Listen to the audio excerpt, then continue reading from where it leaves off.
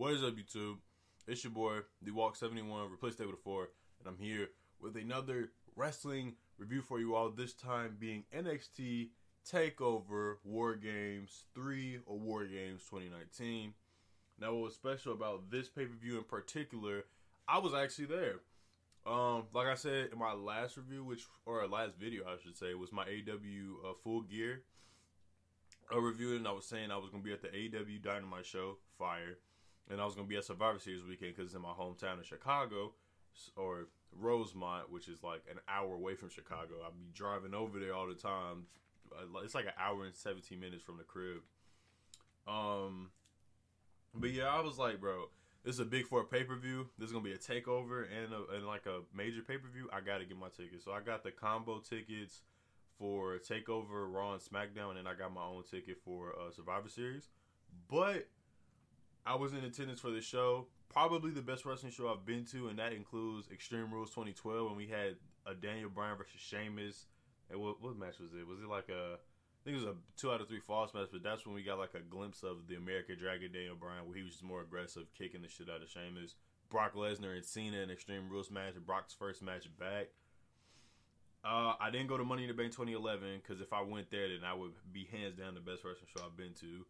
Or Payback 2013 when CM Punk came back. But this was a pretty good show. I enjoyed it. For the first time ever, we had a TakeOver pre-show match, and I was glad to be in attendance for it, as this match was made a couple days before the pay-per-view. And we had Isaiah Swerve Scott, formerly known as Shane Strickland, and Angel Garza, formerly known as Hector Garza Jr., had a really good match for a pre-show. It was pretty good. I was there live. Both of these guys are like into it with the crowd. We had Swerve get a bunch of Swerve chants, and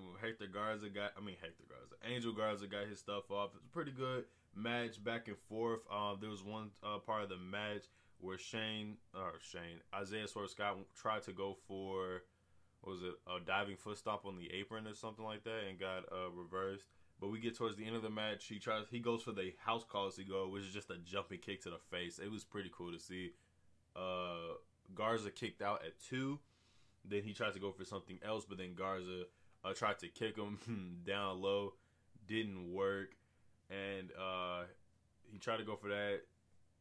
Scott tried to go for something, but then Garza reversed it, kneed him in the chest, went for his finisher. 1, 2, 3. Angel Garza won on the pre-show. Now, honestly, not looking at it, these two should have been the finals of that breakout tournament ever since that whole Jordan Miles thing. I'm not even going to talk about it because I feel like it's been talked about too much already. But these two had a pretty good match. Hopefully, they have like another match on NXT TV, and it's like, maybe a little bit longer, maybe, because this was a pre-show match. But after the match, it wasn't shown on TakeOver, but I saw it on Twitter when I was heading back home from the drive. So basically, they had their match on NXT between Lio Rush and Angel Garza for the NXT Cruiserweight title. Garza does a thing where he rips the pants off. He did that at the show too. That was pretty cool. But he did in front of Lio Rush's wife. And Lio Rush basically pulled up on him backstage when he walked through the curtain. He slapped the fuck out of him and said, hey, you messed with the wrong one, essentially. So I thought that's pretty cool. That's going to set up for another match between them. And they had a pretty good match on NXT a couple weeks ago. So we officially open up the show with the first of the 2 War Games match, the Women's War Games match with Captain Rhea Ripley, Tegan Nox, Candice LeRae, and it was supposed to be Mia Yim, but on the pre-show, Mia Yim got attacked backstage and she had to be taken out. So as a result, Rhea Ripley said, Dakota Kai, you're with the team, because the whole story was that she didn't get picked because she's always seen as a weakling, because her friend got in, so we all thought that she was going to get in, but instead Mia Yim got in. So it was pretty much like obvious that Dakota Kai was going to turn, because by the time this come out, you already knew what's going to happen. So she picked Dakota Kai, and they go against Team Shayna, which is the team I root for, because they got 2 people on there I like. Shayna Baszler, Io Shirai, Bianca Belair, and the NXT UK Women's Champion Kaylee Ray. Bianca Belair and Io Shirai are the 2 women I'm talking about that I thoroughly enjoy watching. It was great to see her entrance live. Her music slaps. I love it. I love that woman. Doubles cage setup. We start between Candice LeRae and Io Shirai, which is great because Candice LeRae and Io always have good matches, but that's the essential starting point to Io turning heel.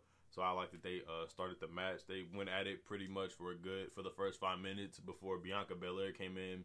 And they started to double team Candice LeRae. We saw Bianca Belair do like a kind of like a glam slam from Beth Phoenix there into a shooting star press for a near fall.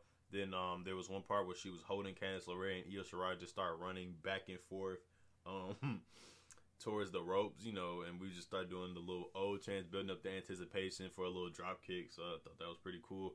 Then eventually the clock went off again. They let Rhea Ripley in. She came in, but she didn't came in by herself. She came in with a bunch of weapons, and she threw the trash can towards Bianca Belair. She ducked it, and then she got hit with the door. Then eventually Rhea Ripley started going crazy with the weapons, taking out Io, taking out Bianca. Then it became even for a second. Then eventually the time goes off again. Kaylee Ray comes out.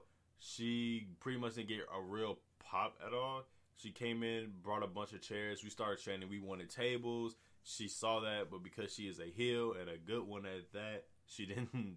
She teased it. She basically brought a table out, and it said, "Nah, came back in." Went for like a tornado DDT off of the cage and rope on a chair for Rhea Ripley. We saw them start fighting once again. There was a cool spot where they set up for chairs, and it looks like Bianca Belair was gonna either get suplexed onto it or do something, but then eventually Candice LeRae on top, you know, the whole Tower of Doom thing or whatever, where everybody gets, like, it happens at every multi-person match, but somebody gets suplexed off the top. It's from a power bomb, you know, basically a chain of reaction. We did that with Rhea Ripley, basically a power bomb Kaylee Ray and Io Shirai while being suplexed, while suplexing Candice LeRae. Boom, onto a bunch of chairs, and then eventually there was a cool camera spot we saw where Bianca Belair hit a 450 splash off the top rope onto her for a near fall. I thought that was dope. After that, we eventually got our next person, and this is when the match turned up a little bit. We got Dakota Kai come out, and it was her turn to enter the WarGames match, and she looked at the camera, looked like she was ready, and she's like, "Nah, fuck that." Boom! Boots Tegan Nox directly into the face. Starts swinging her on to each of the sides of the cage that they were in. Starts beating her up. She slams the door on her head. They didn't show it on camera because I started to watch the show again to see if I missed anything. Slammed the door on her head. They didn't show it on camera, but I heard it and I saw it because I was like right by the stage. So she slammed into her head. Then eventually, you know, the whole thing with Tegan Nox is that she broke like both of her legs like 1 year apart from each other. So she started to attack her legs, slamming the door into her leg, took her knee brace off. William Regal tried to break it up. She pushed William Regal. She left, came back, put Tegan Nox in a was it a knee bar? She put her in a knee bar basically. And this all was going on in the ring. There was nothing going on. All the women were just basically selling what happened and getting their little rest in before Shayna Baszler came in. Basically just attacked her. She sold it. She sold it as if she was really hurt, and I thought that's pretty cool. And I feel like Dakota Kai needed this because from the looks of it, it looked like she was just about to turn into Bayley, you know, where she's happy to be here. She can have a good match, but it's just like, oh, everybody's just going to walk all over you. So I'm glad they stopped that, turned her heel. I don't know how long the heel thing will actually work before people just like move on to the next thing, because Io Shirai was supposed to be the big heel, and now she's getting the biggest reactions in the arena. So who knows? It was pretty cool though. Good decision. Maybe it was predictable, but I mean that doesn't change the fact that it was awesome. You know what I'm saying? Because a lot of people complain at how predictable it is because they, you know, everybody says the same thing. But I don't care if something's predictable. If it's good, it's good. You know what I'm saying? So after that, we got our final participant in the WarGames match because Tegan Nox has been taken out. Dakota Kai quit the team. And then we got Captain Shayna Baszler. She came in. She was looking at her, and she said, all right, bet. Came in there, and basically they started to attack because it became 4-on-2. Came 4-on-2, so basically the heels just took advantage. There was one part of the match where Rhea Ripley got a handcuff put on her wrist. And then it just went to them going at it, fighting each other. Candice LeRae fought, I believe it was Kaylee Ray and Io. I don't remember. They basically start to fight it out. There was one part in the match where Bianca Belair started doing her hair whip spot and then eventually got beat up with a bunch of kendo sticks. We saw a moonsault from Io Shirai onto Candice LeRae for a near fall. Ripley and Shayna was going at it in the other ring, but then we get to the ring towards the announce table. Four chicks start going at it. We got a poison Rana from Candice LeRae off the top rope, and then Bianca Belair and Candice LeRae are fighting, and then we got Io Shirai at the top of the cage. Does a moonsault off the top of the cage to the women. I thought that was dope. I popped for that. Then after that, it turned into a one-on-one match essentially between Shayna Baszler and Rhea Ripley. They start kicking each other. We saw a point where Shayna Baszler puts Rhea Ripley into the Karafuda clutch. Rhea Ripley looked like she was about to be passed out, but she got out of it by taking the other handcuff and putting it onto Shayna Baszler. Got out of it, hit the riptide onto the set of chairs. 1, 2, 3. The faces win the War Games match, which is how it always should be. Pretty good match. Probably might be my favorite match of this entire show, and I'm not saying the rest of the matches were terrible, but this match was pretty good. The women killed it. I think the NXT women's division right now is probably the best it's been in years. They have so much talent. Like these 8 women alone, could make and carry a really good women's division. And then they're building other people up. I don't know who else they're building up, but they signed a lot of good women too, like Santana Garrett, who should be in NWA in my opinion. They signed Santana Garrett. Who else? Scarlett Bordeaux, which I don't even know what role she would play in NXT because I don't think the stuff she did in Impact she can do on WWE TV, but I guess we'll see. But yeah, it was a pretty good match, and I think it's pretty evident who Shayna Baszler's next opponent is going to be. It's going to be Rhea. And it's also just like good storytelling because they've been feuding for a good minute since Rhea Ripley came back to NXT, and then eventually it led to this War Games match. So I think at the next TakeOver, which will be in February on a Sunday, we'll be getting this match, and we'll probably see Rhea Ripley win. I think we'll see her win the match. I truly think so. She might win that match. She might win it. So after that, what match did we get? After that, we got the number 1 contenders triple threat match between Pete Dunne, Killian Dane, and Damian Priest. This match originally was scheduled for last week's NXT, but they said screw it, put it on the card. Stipulation of this match is the winner will face Adam Cole today now because it's Sunday. But let's just say it was on Saturday. They're going to face each other. The winner faces Adam Cole at Survivor Series for the NXT Championship. So we get to the match itself. Pretty good triple threat match overall. There was a lot of different stuff. I'm not going to go into detail of everything. We saw one spot where Killian Dane went for a Michinoku driver onto Pete Dunne, but he did it on top of Damian Priest, so he slammed him on his head. We see Priest get slammed into the steel steps of the ring. They fight to the outside. There was a point where they go for a double team powerbomb on Dunne after fighting off a submission. I'm trying to think what else happened. There was a lot of stuff that happened, but at the same time, there was a lot. It wasn't like crazy amounts of stuff. So eventually, the action spills out to the outside, and basically they double team Pete Dunne and slam him on the table and take him out. So then it comes a 1-on-1 match between Priest and Killian Dane. They go at it. Dane tries to go for a Vader bomb, but Priest gets out of it and delivers a kick. And then he hits a razor's edge in the middle of the ring. And I thought that was pretty cool and impressive because Killian Dane's a big, massive man. And then Priest follows up with a jumping elbow to the face. They go at it again, but then Pete Dunne eventually gets back into the ring. They go at it once again. Priest and Dunne start unloading strikes because this is really a Dunne and Priest feud that Dane got brought into essentially to take the pin.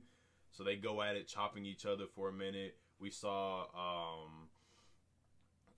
Dunn counter Priest into an armbar, and I thought that was gonna be the end of the match. And then we get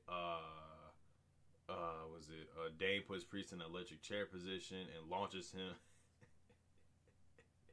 I'm sorry. He puts Priest in an electric chair, drives him into the mat for a near fall. Then Dane turns Pete Dunne and throws him into Priest. They charge at each other again. Big cannonball to both competitors from Dane.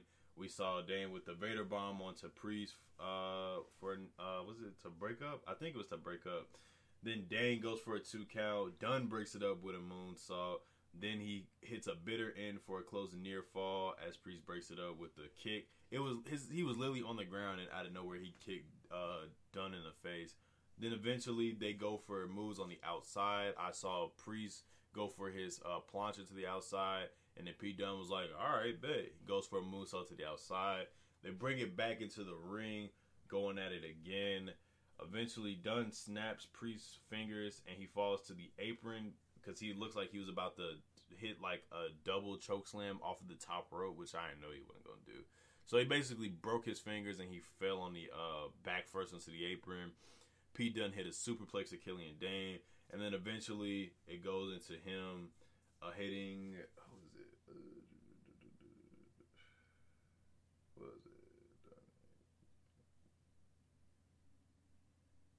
It looks like Dane was about to set up for his finisher, which is essentially a copy of Kenny Omega's finisher. Goes for it, but no, Dunn takes him out, and then eventually takes out Priest. Goes for the pinfall. 1, 2, 3.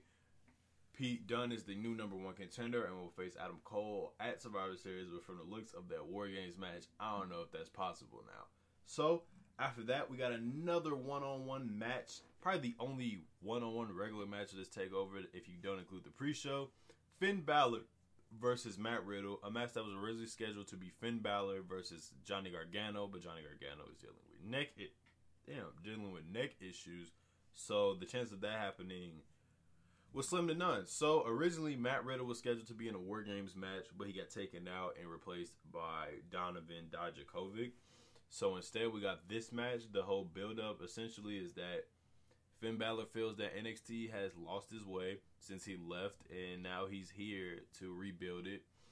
And Matt Riddle got taken out by Finn Balor, so now they're just going at it. This match itself, I would have to say it was the weaker match out of all of the matches, but it wasn't a bad match. It was just like a match. It felt like a main roster match, if that makes any sense. Like, it had its good moments, but it had moments of just slowness and dragginess. And that's probably because the Finn Balor is still wrestling as if he was on the main roster, and he's doing rest spots. And Lord knows, I hate rest spots in wrestling. It's so...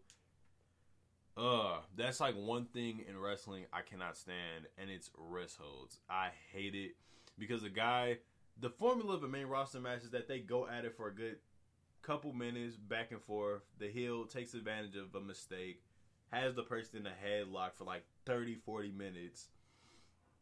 Then eventually the crowd starts clapping him on, and then the face starts to get his offense in, his little comeback sequence, you could say.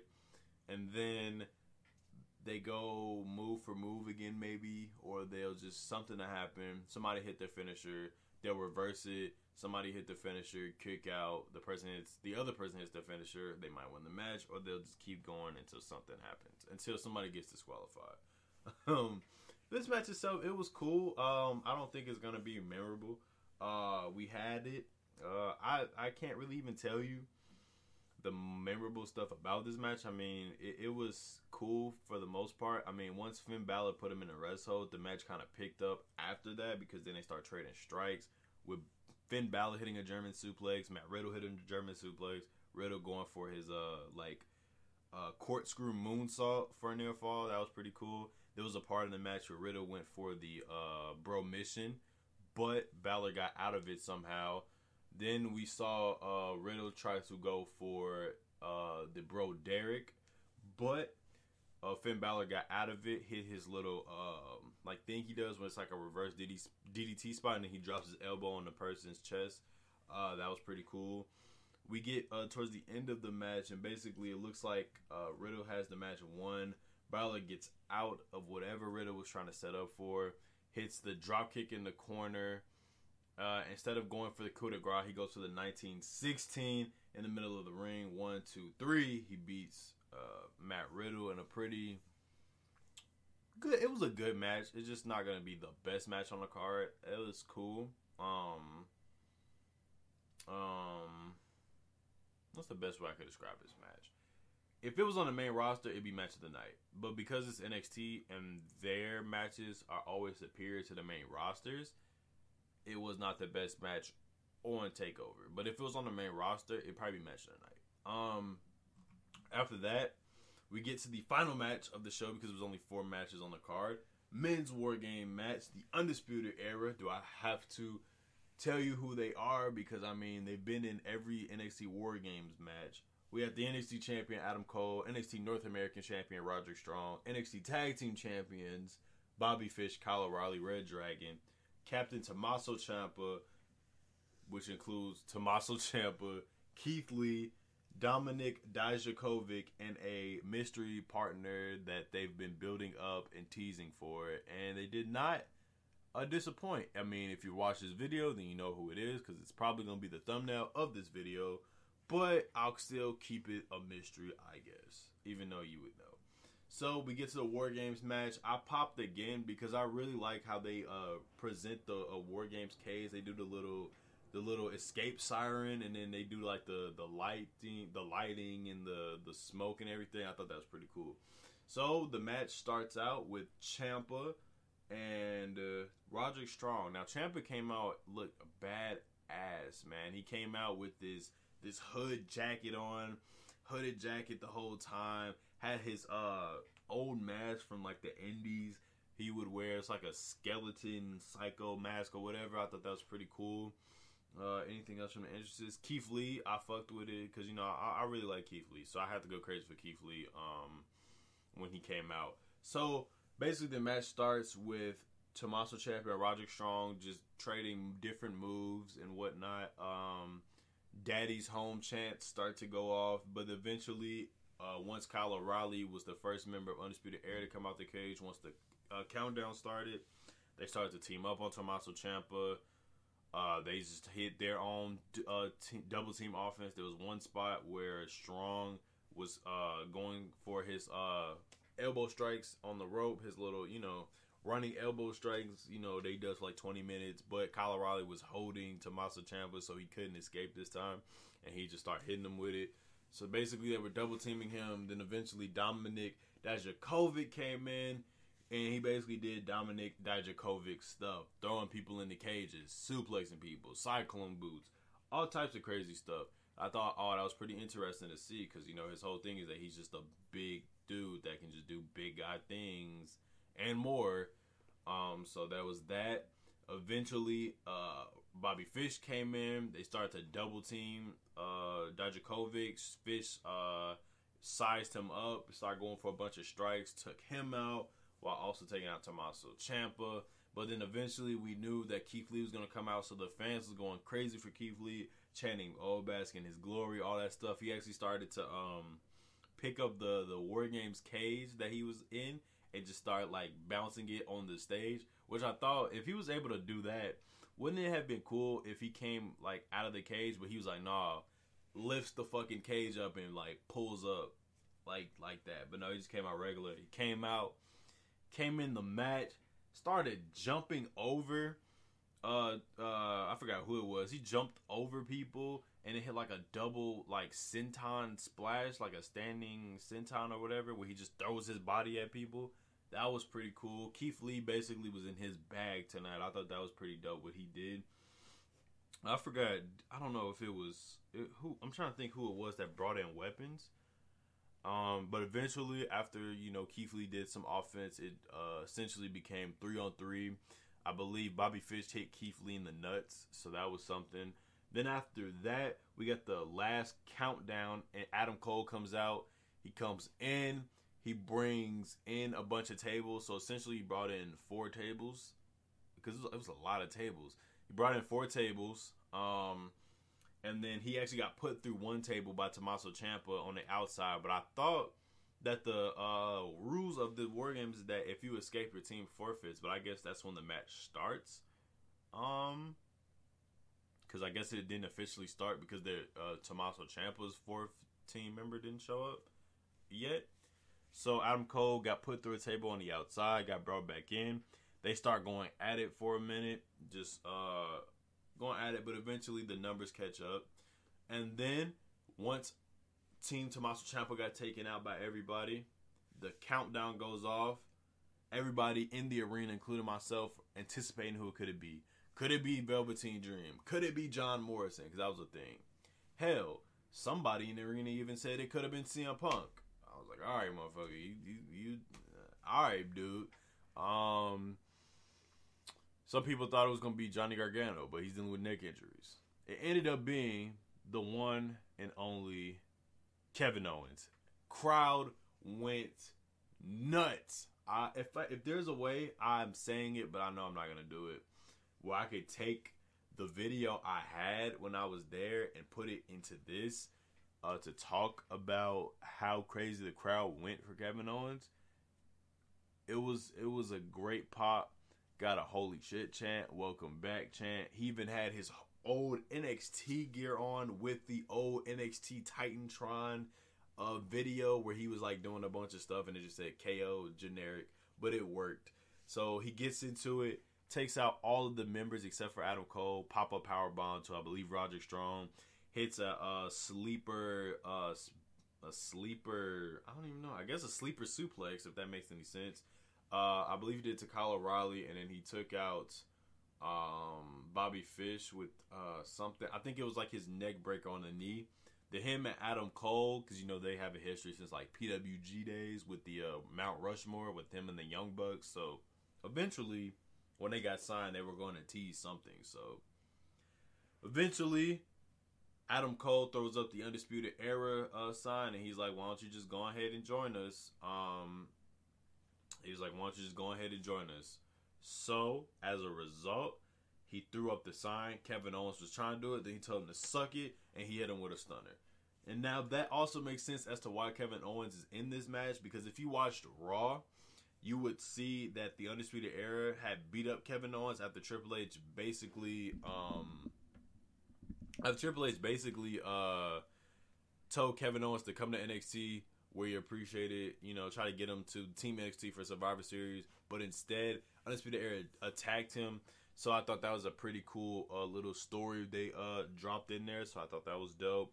So eventually the War Games match started, and it was just mayhem from there. There was another spot between Cole and Owens where it looked like Kevin Owens was going to go for the package power driver, which is like one of my favorite moves to look at.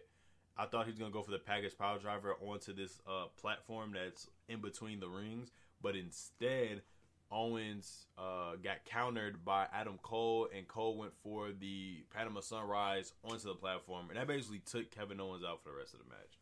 So after that, it just turned into mayhem, people going after each other. I saw Keith Lee do I guess you could say a crossbody from the top rope onto the Undisputed Era members. Thought that was pretty dope. We saw Undisputed Era go at it. They did their double team but on Keith Lee, but it wasn't the Red Dragon's finish. It was Roderick Strong and Kyle O'Reilly's finish, where they go for the knee strike and the elbow to the back of the head. That was pretty dope. Then eventually, the 4 tables that were just sitting in the ring eventually got set up. Oh no, not even 4. Was it 4? I'm trying to remember now. How many tables? Because each member went through a table, I believe. So it goes into basically, like I said, mayhem. Then we get to a point where the faces just start putting everybody through tables, which included, let's see, Donovan Dijakovic power bombs. No, he didn't power bomb. He actually went for a frog splash off the top rope, threw a table onto Kyle O'Reilly. Keith Lee power bombs Bobby Fish through the other table. Roger Strong apparently died. Yeah, Roger Strong died. So while this was all going on, there was a point in the match where Adam Cole was on top of the cage and he was just crawling all around it, kind of like what he did in the first War Games match. But then Tommaso Ciampa was there. They started to go at it. 2 tables set up. Tommaso Ciampa and Adam Cole are on top of the cage. Ciampa has Adam Cole in the what is it? I guess you would say the air crash raid siren, whatever people call it. Such a stupid name for a move, but you know what I mean. The white noise, essentially. And he does that. He says, all right, we're dying. He does that, puts at himself and Adam Cole through the table from the air crash siren off of the top rope, through 2 tables, 1, 2, 3. Team Tommaso Ciampa wins the match as a result of them dying on top of each other. And that was War Games. It was great. Tommaso Ciampa got a pop. Kevin Owens' surprise was something I did not expect. Like, somebody told me it could have been Kevin Owens, but I just wrote it off because it was just like, I don't think that'd happen because, like, they wouldn't do that. But yeah, this show was a good takeover. I don't know if it's going to be the best takeover of the year because I think that still goes to takeover 25 in my opinion. As my personal favorite takeover of the year. It was still a good show nonetheless. Great show. I enjoyed it. It's probably because I was there in attendance. So I might even come on here and say Survivor Series was great, but we'll see. Because WWE usually makes me not like pay-per-views even when I'm there. Because I was at SmackDown the go-home show for Survivor Series was SmackDown, and majority of it was pretty boring until like the Raw, SmackDown, NXT stuff happened. But it's whatever. Like, comment, favorite, subscribe. Do what you do to support me. Follow me on all my social media links down in the description below. Anyway, guys, I'm out. Peace.